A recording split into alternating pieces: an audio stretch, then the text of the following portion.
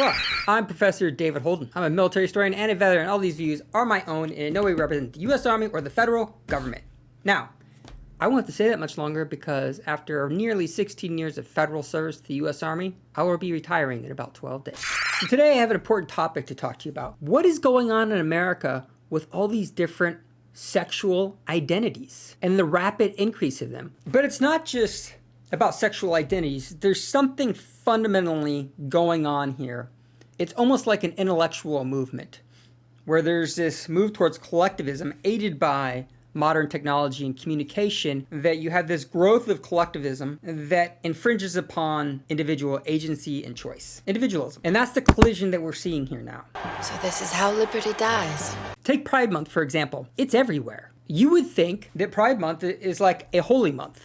There's a religious zeal to this movement that either you accept it or you are persecuted. Look, everybody deserves to be treated with dignity.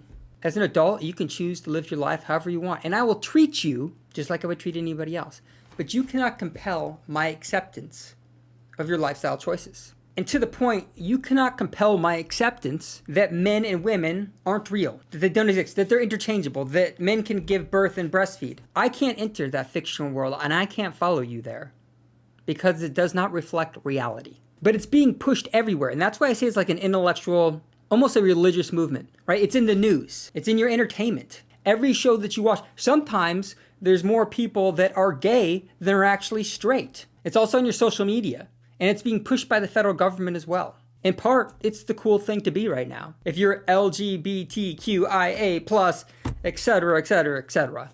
And what does that all mean? Because some of us have a hard time even defining it. I mean, look at the president here. I'm also proud to have signed an executive order on my first day in office to combat discrimination against LGBTQI, plus Americans. He stumbles along. Here's what it is. It stands for lesbian, gay, bisexual, transgender, queer, questioning, intersex, asexual, and agender. Oh my gosh. What happened to like heterosexual? Is that not a thing anymore? This is a gay thing. Oh! I see all of you. So what's behind this movement? It's fascinating to see how social media and culture is pushing this across all boundaries. Listen to this. So 3/4 of Generation Z and millennials that were surveyed saying YouTube is their most desired career. Think about this. Remember when kids used to want to be like doctors and astronauts and firefighters and policemen? That alone demonstrates what the cultural power is. Well, where does society go from there?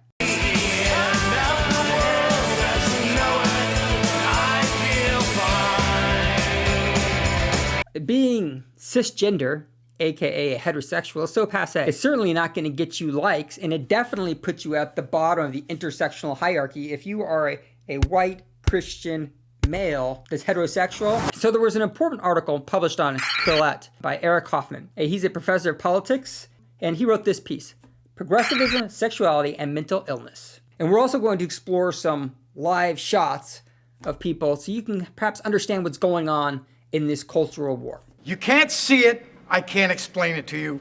That's why you're fired. Why does it matter? Who cares? That's what we're going to answer here today, and why it's important for you to understand what's going on so you can push back against this intellectual movement. We're not trying to infringe upon anybody's rights, but we are pushing back against the collectivism that is not only beginning to limit but to compel speech. So he begins by saying this. Will America be entirely gay in a few generations?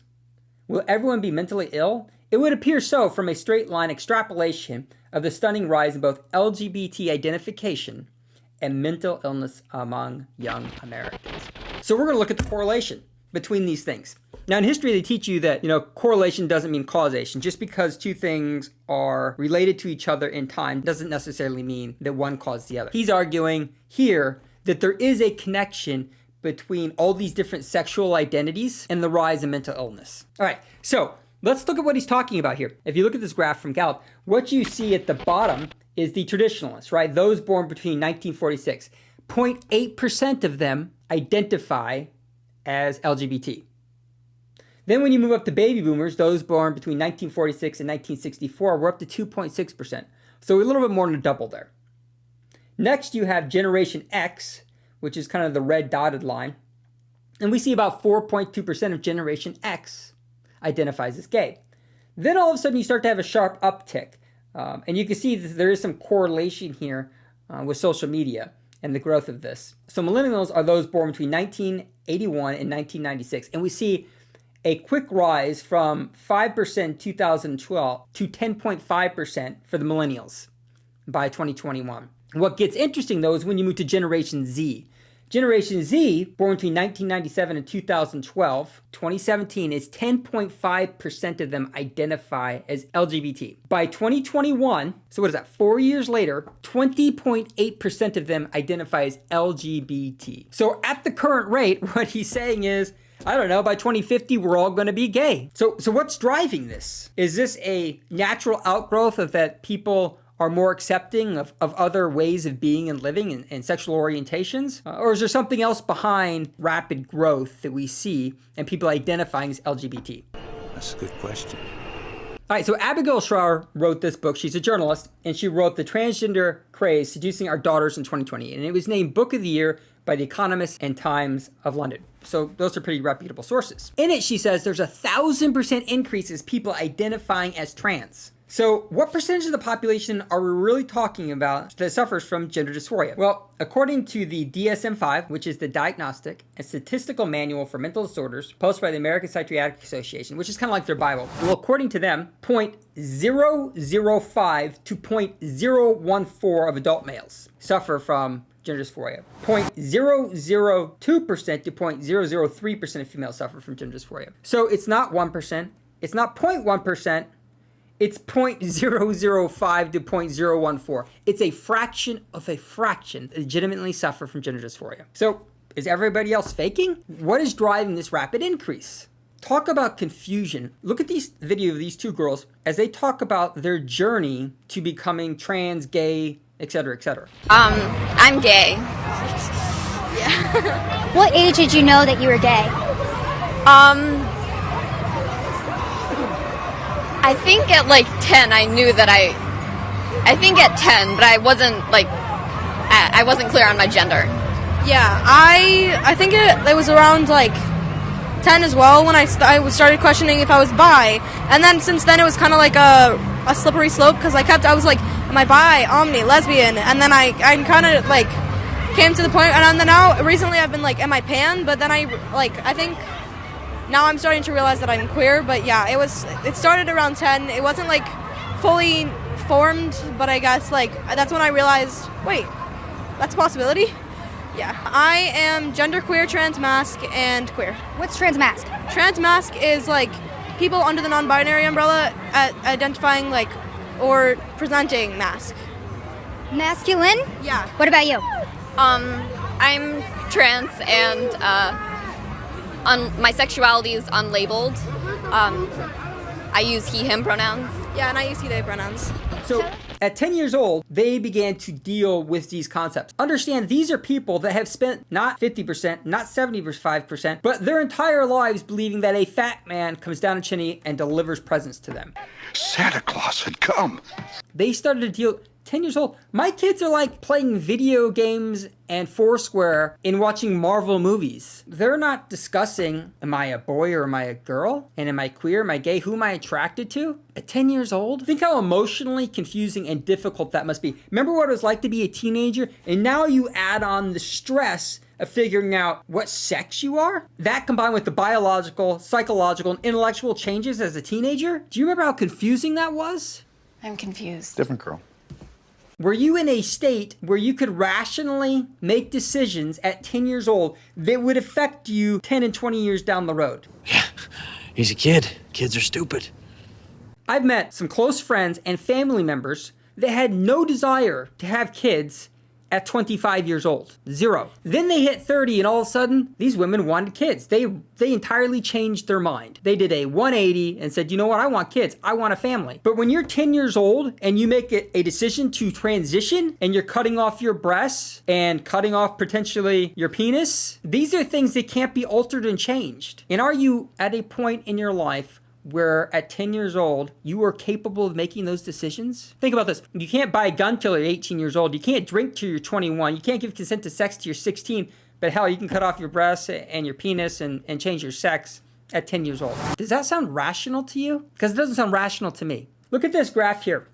about how your brain matures. So you begin mastering and understanding language at 5, seeing and hearing and conceptually integrating that at 6, learning to play an instrument at 9, remembering and problem solving at 15 years old. I hope so, because my son forgets everything. If you give it to him, it will be lost in 5 minutes. He's visiting his mother in North Carolina. They had to call me so I could ping his iPad because he lost his iPad in the house. Kid loses everything. In part because even at 13 years old, his brain is not fully developed. It is still developing. Look, and then at 25 years old, you begin to understand and respond to normal rewards, inhibiting impulses and planning to reach a goal, and recognizing peer pressure. So your brain is not fully developed until you're 25 years old. We know this. And to think that you can make life-altering choices at 10 years old, and that we're advocating this, we're pushing this because we are. Look at our culture right now. It's everywhere. In fact, some countries who are much more progressively to the left of the United States have stopped giving puberty blockers for gender dysphoria because they're looking at the side effects. Nobody really understands what the long-term effects of these sexual transitions are. But there are some early indicators that there's problems.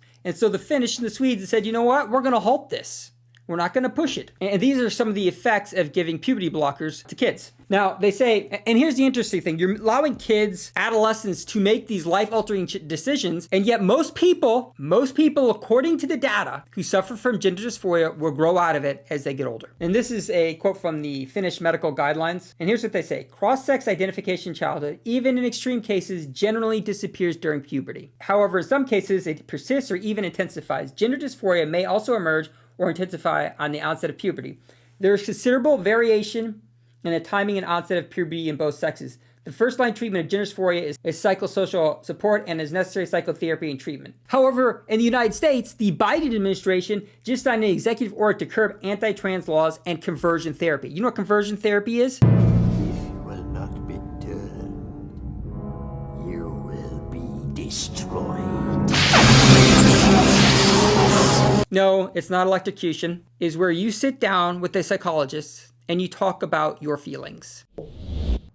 There is simply no way I would ever tell a 15-year-old adolescent that she is absolutely correct if sometimes she feels more masculine than feminine, however that feeling might emerge, and that if she feels that surgery is the answer, then recommend hormones that day. I would instead spend many weeks, even perhaps many months or years, listening to her unwrap her story, using caution as my watchword, and help her to come to some thorough and well-developed understanding of both her autobiographical history and her destiny. That is not affirmation, and neither is it denial. How could I possibly dare to do either when someone has come to me because they are mixed up and desperate, a state of twinned experience indicating a profound confusion about identity itself? And the Biden administration is calling that gender conversion. In other words, when a child comes in, the only thing you can do is affirm their feelings. Now, here are some of the side effects of puberty blockers. Potential risks of GnRH therapy include disruption of bone mineralization. What does that mean? That means the process leads to weakening of bone structures. I don't know, but that sounds like, that sounds kind of important to me. In trans girls, so guys wanting to become girls, early pubertal suppression inhibits penile growth, requiring the use of alternative sources of tissue grafts to potentially future vaginoplasty. Furthermore, they go on to say, information about the potential harms of hormone therapies is accumulating slowly. It is not systematically reported. It is critical to obtain information of the benefits and risks of these treatments in rigorous research. In summary, puberty blocking is human experimentation. We don't know the long-term effects. And yet our society and even our government are pushing this on children. These sexual transitions / puberty blockers also affect your ability to have an orgasm. But who really wants an orgasm? It's not like those are enjoyable. Could you imagine going through life and never having an orgasm? Are you doing them any benefits there? Oh, no. So the left makes the argument that this rapid increase in LGBT and trans is a result of greater social acceptance. And they cite this graph of left-handedness as one they like to throw out, which doesn't even make sense. If you look at the graph here, you see that in the 1880s, 1900s, you had anywhere from 5 to 3% of people that were left-handed. The reason being is they forced people to use the right hand. When that abated, you can see a rapid increase starting in 1920 And by 1950, it's kind of reached its high point. And by 1960s, it's leveled off at its natural point of 12% of people that are left-handed. What we're seeing with LGBTQIA+, etc., it's not leveling off naturally like we see with people that are left-handed. Instead, the graph continues to shoot up and to the right. But what begins to become interesting here is Hoffman goes on to say, a granular look at survey data on same-sex behavior and LGBT identity shows identification is increasingly diverging from behavior. What does that mean? That means people are identifying as LGBTQIA+, and yet they're practicing heterosexual. So you have identity and behavior. And what we're seeing is a divergence. Well, what would cause that divergence? Why would people identify as LGBTQIA+, and yet be practicing heterosexuals? What would possibly cause that?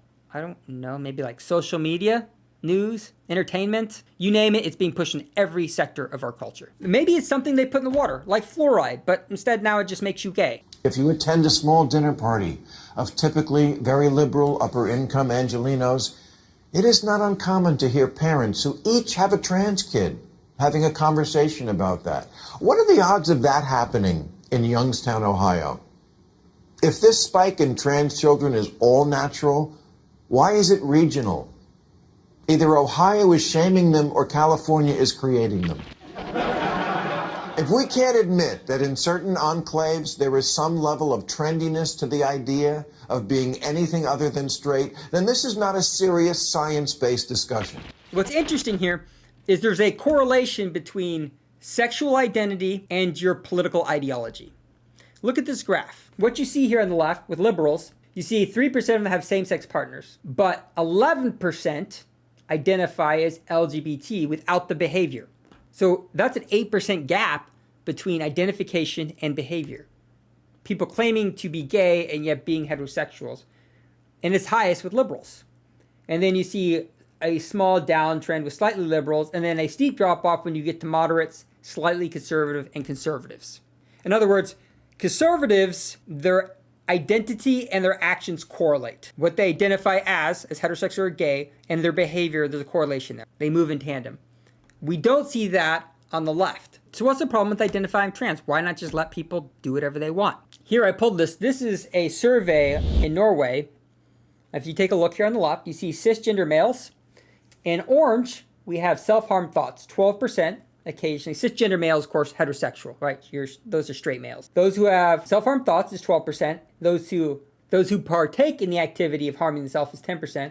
Then you see suicidal thoughts, about 18-19% occasionally have them. And suicide attempts looks like around, 3%. Move over to cisgender females. Again, that's straight heterosexual females. We see significantly more, right? Self-harm thoughts, you're up to 27. So double males. Self-harm, again, more than double males. Suicidal thoughts, only about 4 points above males. And suicidal attempts, 4%. Now, where it gets interesting here is when you go to binary transgender, which, okay, so that would be, for example, that would be like a male that identifies as a female, right? We see here 57% have self-harm thoughts. 57% take part, perhaps, in self-harm. Suicidal thoughts, up 64% have suicidal thoughts. And look at the suicide rate at 21% compared to 3% for cisgender males and 4.7% for cisgender females. Now, and then non-binary transgender are pretty similar to the binary transgender. So what's going on here? Now, the left is going to say, well, the reason that they have higher suicidal thought and suicide is because of cultural pressures and people saying mean, cruel things about them. So what would be causing the significant increase in suicide among people that are trans? So it goes on to say here, more specifically, it may be that modern culture is, as Boston University Greenfield suggests, anomic. That is, by breaking down established identity roles, narratives, and boundaries, it induces dissidence, intermediacy, choice, and increasing the rates of identity crisis, and by extension, psychological distress. The rise in mental health problems, she argues, is worse in the West than elsewhere in the world.